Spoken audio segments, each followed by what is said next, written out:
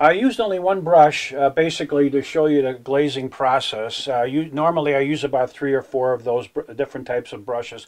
They're all soft. Now I use mop brushes, I use some dome brushes, and I use this type of brush. To clean it, I have 2 buckets here, and they're both filled with kerosene. I covered them up to make certain that I don't get the smell. And I also covered them up certainly for the fire protection. Kerosene is a terrific cleaner of all brushes. I remember bike shops used to use it to clean the grease off wheels, and automotive shops used to use it. So it really does bring the brush back to its normal self. It's not like turpentine or turpenoid or what have you that dries out the brush. First I rinsed it off in a general bath, and now I'm going to put it in a very clean bath. It doesn't take long, as you can see. It only takes me a few moments. I got all of the glazing compound off. I got all of the paint off, and now I just go ahead and I finish the process.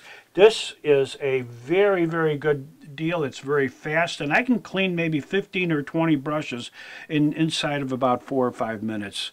Then I put it back in my safety little ice cube making holder, which are perfect. You can get those at Walmart or any place else, and these are perfect for brushes rather than using tin cans.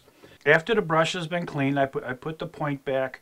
Now, one other thing I would like to tell you about this brush. You notice this black item here? This is just a shrink wrap that they use for electrical wires and that type of thing. I had a loose ferrule up here, and I couldn't fix it, and there's no way of doing that, so I go ahead and I put a little electrical tape on there. I used the flame and I shrunk it, and now it's as tight as it possibly can be. This is just another trick of the trade. One other trick that I noticed and that over the years was I use baby oil.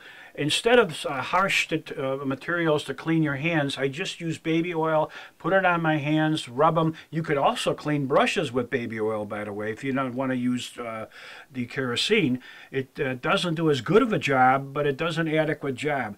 The baby oil, rubbing it in, will get the paint right off, and you don't have to use any harsher detergents or any type of soaps and that type of thing.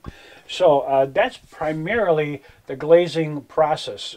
I do have some skyscapes. I just finished the Lake Geneva painting, and I'd like to show that one for you also, because again I used a lot of glazing techniques in there, and also used some impasto type painting.